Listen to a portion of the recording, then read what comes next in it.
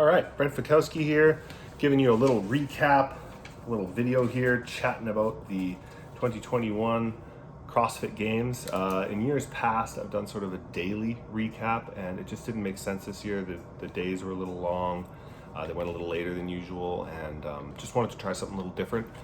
In years past, I kind of like to recap the day, and there's a way for me to kind of unwind, unpackage what happened, and I used to do that all the time just privately, and then I sort of started sharing some of those publicly, and this year I decided just to leave all of that until the end, so I did a private recap, and now I'm going to share, just because there's so much. I don't want this video to be 3 hours long, and some of the stuff is in fact private, but I wanted to share a bunch of cool thoughts, kind of like little memories and stuff from the weekend, little behind the scenes tidbits, and just sort of unpackage a few things that happened. I know there's always people love to watch this, folks on the Professor Project and publicly as well.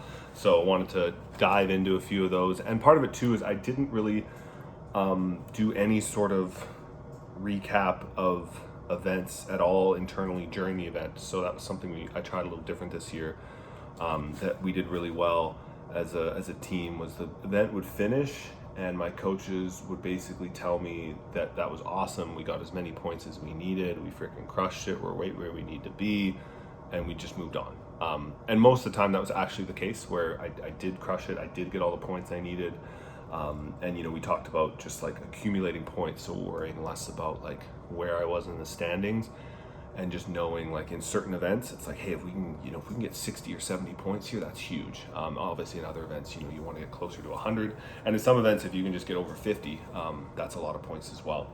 And yeah, we were in I think probably one of the best parts of this competition relative to other events I've been in, I've competed a lot, is just the morale, and the Team Fikowski camp was really high the whole time. We were never feeling sorry for ourselves, we were never down, and you could see sometimes that happens, and that's sometimes inevitable, but yeah, the morale was really, really high after every single event, after every single day, having lots of fun. And it's hard because I'd love to try to emulate that all year, and I'm usually not like that all year. I can be pretty hard on myself. There's definitely some stressful days at home, training, leading up to a competition, as my wife can attest to, and so there's sometimes this worry leading up to a comp, like, man, am I going to be in a good mental headspace for this comp? I'm trying everything I can to get there, and sometimes it feels like it's not going to happen, and but it always seems to kind of come together in that day or two before, and this year was no exception. So day one, event one, the swim paddle went as well as it could have. A fun little behind the scenes fact there is me and Lazar Dukic got out of the water at about the same time, and I was trying to get my fins off, and I kept getting my fingers stuck in my chip timer, this like Velcro thing around my around my ankle, and I'm like, come on, damn it, and swearing in the water, trying to get out. I finally get it out, and after the event, Lazar's like, oh, like, what happened? Your transition was so slow. I'm like, oh, I was trying to get my fin off, and I kept getting my hand stuck in the frickin' Velcro thing, so lost a few seconds there. I thought that was kind of funny. And speaking of Lazar, this is pretty much every interview I get the chance. Really impressed by Lazar and his brother Luca. I met Lazar in Dubai in 2019. Was really impressed by him there. We had a back and forth battle on the beach in the first workout, and he was just super consistent all weekend, and just knew from a couple other just like little decisions he made, I figured he was going to be the highest ranked male rookie, and I was right. I predicted that to my wife on Tuesday. You could just tell him and his brother were professionals. They were there to play. They were there to do it right. They were taking it very seriously, and they have good heads on their shoulders, and they train hard and they train smart. And it was good to see both of them do so well. It was good to see Lazar finish in the top 10, which is, I think, where he belongs. I think he's one of the best male athletes in the sport right now. So keep an eye on him and his brother as well. They're 22 and 25, so lots of good, strong years ahead for the Serbian boys. The next event was the ring muscle up, sled pull, pig flip, and leading into it, I wasn't nervous, but I was just curious to see what it was going to be like being in front of a crowd again. It had been so long, and I was like, is this going to be jarring or strange? And it really wasn't. I was on the starting line, and I was kind of like waiting for some like epic emotion to come over me or something, and then they're like, 30 seconds, 10 seconds. I'm like, well, guess not. Guess I'm just going to go exercise. And just was focusing really just on execution, which is what I always focus on. And was like visualizing myself like grabbing the handles, putting them over my shoulders, immediately starting, making sure I got off to a good start. And I remember in the ring muscle ups, it's hard to see where everyone was, so I remember doing my muscle ups, but really listening to the announcer to hear, how many reps each athlete was done, and just make sure I was kind of in that race. And I remember finished the last pig flip, grabbing my handles to my sled and sort of getting started, and started right around the same time as Will Morad, and thinking really briefly, had a flashback to 2017 games on at the end of Chaos, when I got on the sled at the same time as Matt Frazier and he beat me at the line. And it was funny because he told me after 2017, after that event, he's like, I remember, Brent, you beat me to the line in Strongman Sphere in 2017, I beat him in Strongman Sphere. So in 2018, there was Chaos, and he was like, I'm gonna kill myself to get to the line before you in Chaos in 2018. And he did, and he beat me just at the line.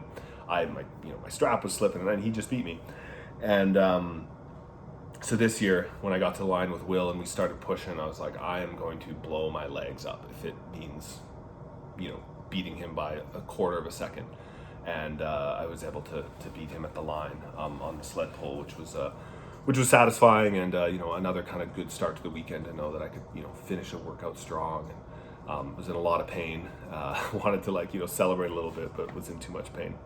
On the sprint, there were probably a few fun memories there. I was trying to figure out what my strategy was going to be, and was able to watch briefly the heat before us. So we're kind of warming up. You could see the guys start, and then you couldn't really see them anymore. And then you look up on the screen in the distance, you could see them finish. So I was like, well, in this next heat, I'm just going to see who gets out to the front of the pack right early, and see if they kind of can hold that. And it was Guy from Brazil, and it was Vellner, and someone else I don't remember. And I'm watching the finish line, and sure enough, Guy wins. Vellner comes like second, and someone else, I think the same guy, came like third or fourth. I was like, well, that settles it. So tried to get out in front right away, and then sprint, kind of like started with essentially a sprint for about 100 meters, and then we sort of settled into like a challenging, what would be more like a 400 meter pace. And then we rounded the first corner, which was gradual. The second corner was really sharp, kind of like lost a little bit of speed. And Bjorgvin started to make a kick, and he sort of bumped me, I sort of bumped him, and then he was able to pull ahead, and my legs were just rubber, like just filled with cement, just so smoked on that last sprint on the grass there, but was able to kind of find a stride and finish strong. And it was really enjoyed that. That was one of the more fun events of the weekend for sure.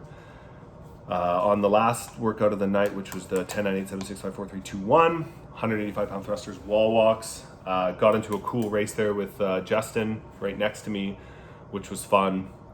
We had a very similar strategy, and then kind of breaking up the thrusters early and often, and he had a pretty similar tempo on the wall walks. My wall walks were probably a little faster than his throughout the workout. He was able to go from the wall walks to the thruster and pick it up first. He was a little more aggressive in that transition than I was. In hindsight, that's maybe the only mistake I made in that workout.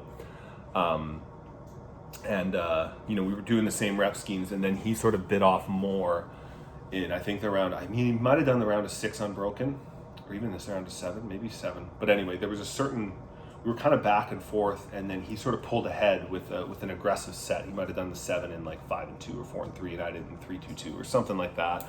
And then in the 6, he did 6 unbroken, I did 3, 3. So he kind of gained a bit of a lead on me, and I was trying to catch up with him, more aggressive wall walks, but I was like, oh man, I'm gonna slip. It's getting wet in here, my shoulders are dying, I'm gonna freaking fall on my head. Or I try and catch him. There was all these little things I was trying to do, and then at a certain point I was like, he's a couple reps ahead, and I can't seize that gap. But I heard the announcer saying, me and Saxon are right there, so I made sure that I was able to edge out Saxon. That kind of changed my focus, and continued to push and make sure I got those points on him, and finished in third. The next workout was the rope climb workout, which was a lot of fun. There were probably 2 kind of cool things that you might have missed watching that. Obviously the race was really good, and it kind of came down to Pat and me, and he had a great start and was able to hold on. I sort of started mid-pack, and then kind of separated myself from the field. In the first time I grabbed the bag, kind of got over the line, sort of humped it forward, ran back, and I get back and the bag's facing the wrong way. I'm like, is this my bag? And it's a full meter ahead of everyone else's, but it's the wrong direction. So I had to turn around, pick it up, then start walking, do a 180. And on the next few, I made sure that I just set it down so I didn't have to do that awkwardly. And I talked to my coaches. They said, well, yeah, at least, you did it once, which was dumb, but then you didn't do it again. At least he said, we saw girls do it numerous times, every single time. So they're like, at least you learned from your mistakes, which I thought was kind of funny. Kind of chatted with Henrik after that workout, and he mentioned two things. He said he did that on the last one, and so he's running to pick up his bag, and he was in a race with a couple guys, and it was kind of like upside down. And so instead of turning around, he just bear hugged it. It was upside down and sideways, and he just bear hugged it and got across anyway, which is pretty badass. And he said he was kind of in a race with me, I think on round 3 or 4. And he's like, all right, I'm going to make a push here. And, I think I dropped my bag, started running back. He drops his bag, he turns around. He's like, I don't know where you went, but he's like, you sprinted back to the rope, it seemed. I thought I was right with you. And then all of a sudden, you were already back at the rope. So he's like, you were gone. Next workout was the power clean and, fast running. That was really fun. That went by in a blur. And, we had to run around this little course. I said it was 200 meters. And I'm running it, and I'm trying to cut the corners nice and tight, right? Just save that extra, third of a second, I suppose. And there's these sort of cardboard, kind of like foam pylons all around the course in these corners. So I'm cutting the corner, leaning in, and just like kind of like tapping my shoulder against each one. And afterwards, Valder goes, he's like, Brent, were you doing that on purpose? I'm like, doing what? He's like, well, every time you hit that thing, it would go in, and then it would come back out like a branch, and then it'd get in my way. And he's like, I was running into all these cones. I'm like, oh, Brent's just this oaf, just making an absolute mess of things. He's like, I got to get in front of this guy. So I think he passed me on one of the runs just for that sole reason. And I didn't know I was doing that, but that's pretty funny. But that workout was a lot of fun. The next one was the heavy squat cleans, and yeah, I was happy with that. That was a really good score for me in a heavy squat clean workout. That's something I've been working on a lot. For those in the Professor Project know, we've been doing lots of back squats, lots of front squats, and then transitioning that into squat cleans. And yeah, huge score for me. I mean, my very first CrossFit Games, 2016, I came last in the squat clean ladder. And just sort of tried to progressively improve that over the years, and to get a good score there, to hit 350, to have no fails was super satisfying, and was really happy with that. We were back, and that was probably the most emotional we were all weekend, other than at the very end. My coach and I, he said, he's like, man, he's like, that could be it. That performance there might be what won you the games, and turns out it didn't win the games, but it's one of the reasons I was able to hold on to third was that performance for sure. Handstand walk, funny story there. On the very first obstacle, ramp, so the gradual ramp up, and then you have the two parallettes to shuffle along, and then staircase down. And so I was doing my thing, and for whatever reason I thought when I was walking across the parallettes, I was thinking it was going to be ramp on the other side. So I start walking down, and I lose my balance because I'm thinking ramp, and it's these little stairs, and I my finger goes like this, and I'm walking on my hand like this, and I skip a step entirely, which was not good. I was able to still keep my balance and keep tight in the shoulder and finish that rep, but finished that and went, oh man, I almost failed the first obstacle on a complete fluke and just a lack of focus. So after that, I made sure as I approached an obstacle in my head, I was like, okay, staircase, or just kind of set it in my head a few times as I'm climbing it, okay, on the way down it's a staircase, okay, on the way down it's a ramp, just to make sure that I wasn't, if to approach each one just a little differently. So that was a fun little fact. And the final workout, the assault bike, or the Rogue Echo bike, and the power snatches, obviously was super excited about that when it was announced. Felt like that was potentially a win for me, and that was something my coach said, is kind of like, man, if you want to win the games, you probably got to win this. We have to have a huge score here if we want to get up there. And I also remember thinking that morning after not winning the rope climb workout, which I was close, and Vellner got it. I was like, man, I really want to win a workout this year. And if you want to win the games, you typically need to win a workout. It's just kind of it's just symbolic of being dominant. It just sort of needs to happen in a way. And it turns out Medeiros only won one workout, but it was the last workout. And I think eventually we will have a CrossFit Games champion that doesn't win a workout. But I just remember thinking, I want to win a workout this weekend. It's very hard to win a workout at the CrossFit Games. Everyone there's so good. and every little mistake you make is typically filled by another athlete. So every time you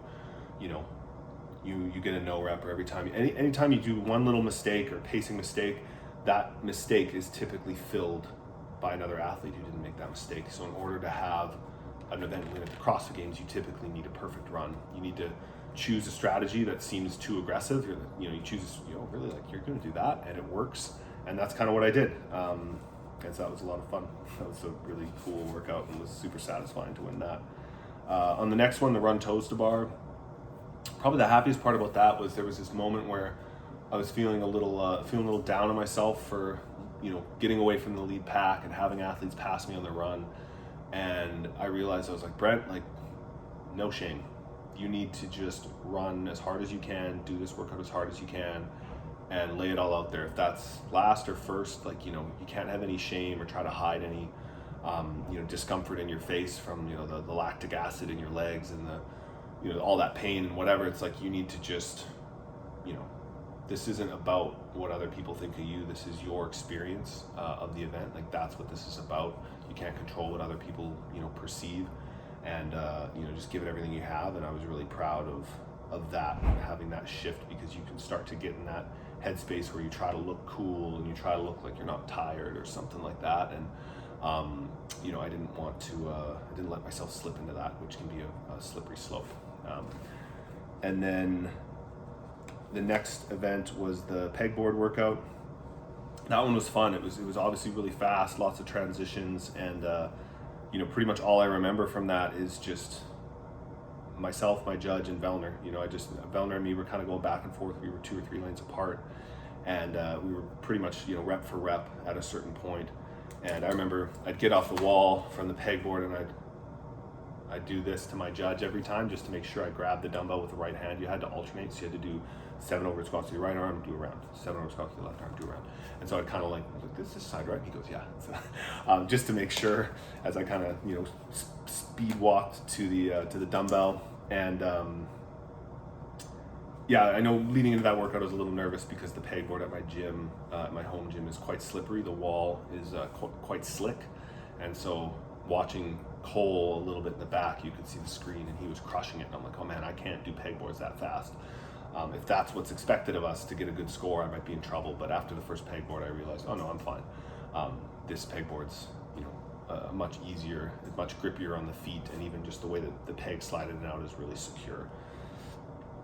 The snatch, that was good. Wanted to snatch more for sure, but was really happy with my aggression, and was happy with staying focused. We're out there for a while, and you can get wrapped up in watching everyone else. And so I would intentionally just keep my back, when we were kind of in the little warm-up seats there, I would keep my back facing the floor, so I wasn't paying attention to the ups and downs of the other athletes, and that guy should snatch this, that's good for me, or oh wow, he failed good, or oh no, he didn't fail bad, or whatever. Just totally focused on my own performance, and making sure I was ready to go, which I was happy with. And maybe, I know I kind of keep saying this, but probably the feeling of exhilaration, at least on the finish line, was probably the highest at the end of that tie break. Again, I walked to that tie break, and I could hear my coaches, David and Mitch's voice in my head saying, like, you have to win this. Like, this is a non-negotiable. You have to win this tie break. It is the most important thing of the weekend, because especially at that point, there's only 20 men. There were 4 of us in the tie break, so you take first or last in that tie break, and it's a totally huge point swing. It's like a 15, 20 point swing, which is a lot. And so just was really reckless on those snatches. Definitely snatched technically, not as pristine as I usually would, but just was trying to speed up every single element of that lift. And competition brings out the best of you, and it makes me think about, like, oh man, I could probably snatch even, or just move in general faster with that kind of urgency in training or in other competition scenarios. The next workout was in the morning. I was happy with that at first. Definitely was happy to keep rep for rep on the GHDs with some whippets next to me. Guys like Justin was pretty fast on the GHDs. Was trying to keep rep for rep with him. When you got into the hay bales, it was complete chaos. Totally impossible to see who was in what position, which was nerve wracking for sure. That it's a slow rep. To get one rep takes a couple seconds, and so you're just trying to rush it and feeling like you're losing ground, even if you weren't. And then the yoke carry got very heavy. Something to work on for me for sure. Didn't spend as much time on the yoke this year as I have in years past leading up to the games. And so maybe just a little unfamiliar, but also just need to be stronger. It was heavy, and some of the guys made it look light. So the next one with the deadlifts and handstand pushups, that's a combination I've historically struggled with. Obviously this is a little different with the freestanding and very heavy deadlifts. It would be the heaviest deadlift workout of all time at the games so far as 30 reps at 405 pounds is the heaviest, tied for the heaviest, but also the most reps. And so I was happy to make my way through those deadlifts with a decent amount of speed, and was really just trying to stay patient, listening to my judge, and just completely blank out everything else, which I think I did really well. And that was a lot of fun, and I'm looking forward to practicing that skill in the off season because it's a fun skill, and I think there's a lot of room for improvement for all the athletes. I think when we see that again at a competition, there's going to be people flying through those reps, which could be really exciting. In the final workout, probably my favorite memory, and maybe of the whole comp, is the little moments like this, getting locking eyes with BKG. So we were on the pull-up bar, and I was chalking, and I kind of look over at him, and he's looking straight at me. And so kind of knowing we're both watching each other, obviously I was trying to hold him off to hold on to third, and he was trying to beat me to get third. That was kind of a cool experience, being a competitor, but also, we both respect each other as athletes, and so kind of cool to have that race. And just on the lunge, my thoughts were usually my thoughts drift towards the technical when things get hard, and this was all just emotion. And just before I got in there, I was in the corrals, and my coach came over. He said, when you're on that lunge, you just got to think how hard you've been working this year, how hard you've been working, and how bad you want it, and you just can't put the barbell down. You have to keep moving. You have to move fast. And briefly, I think during that lunge, maybe it was right before I think it was during that lunge, or right as before I picked up the bar, I was finishing the pull-ups, and it was getting hard, and everyone was starting the lunge, and I was like, you don't want to be the guy that came fourth 3 times. I've already come fourth at the games 3 times by a point or two, these really close kind of tie-break scenarios. And then I was like, man, you're this close to having that happen again, and you need to push and leave no doubt, and at least in your mind you did everything you could. And so knew how lucky and fortunate I was to be able to inch out a great competitor like Bjorgvin at the line, and be able to clinch up a bronze, which I was happy with. I mean, we came here this weekend with the goal to win, like we believed it was possible, and this weekend, I'm physically, I'm not quite there yet. Mentally I was ready, and I'm close. As you can see with the leaderboard, especially on the earlier days. But Justin was the full package this weekend, much more so than I had to offer. But I was seeing improvement on the leaderboard in areas that I've struggled with for years and years and years. And then I feel like this year I've finally started to unlock with my coaching team some new skills, some new abilities, and we're going to use those things we've learned and really start to apply them again this year. And I'm really optimistic that next year I'll have the full package, and then I just have to execute again, which I think I can. But yeah, it's interesting. Final notes on the weekend, just how long of a season it's been. In a lot of ways it feels like even longer, because the 2019-2020 games didn't quite go the same as the other games experiences I've had. So strange how long it was, and then how quickly it went, and now it's over. A struggle for me, as always, is this next year, try to remember how good I am. I tend to, doubt myself throughout the year. And, this was a good reminder that I'm still up there with the best. I can still hang with the best. And I need to try to remember that throughout the year and not be too hard on myself, but obviously still be competitive. And, I'm really excited for this next year of training and competing. The night I finished, we had some Chinese food, and I stayed up until like 3 a.m. talking to my coach about what we're going to do this coming year for training, which that's what excites me. And I just want to say lastly, if you're still watching this long video, I was trying to keep it under 20 minutes. Thanks for the support. It was cool to meet a lot of people in person that follow the Professor Project in Madison. And sometimes I do all this stuff, making this content and programming for the Professor Project, and I see the numbers, I see the names on the screen that are following, and the comments, but it's different when you see the people in person, and it puts a face to the name, and it makes it feel that much more real. And so I'm grateful for that, and grateful for the support. You know, without fans, this is, at the end of the day, this is an entertainment sport, right? I'm in sports and entertainment, and so without fans, you know, the sport doesn't exist, and without your fandom, I don't get to do this. So thanks so much. Hopefully you enjoyed this little recap, a little different than years past, but yeah, we'll see you all online or in person again soon.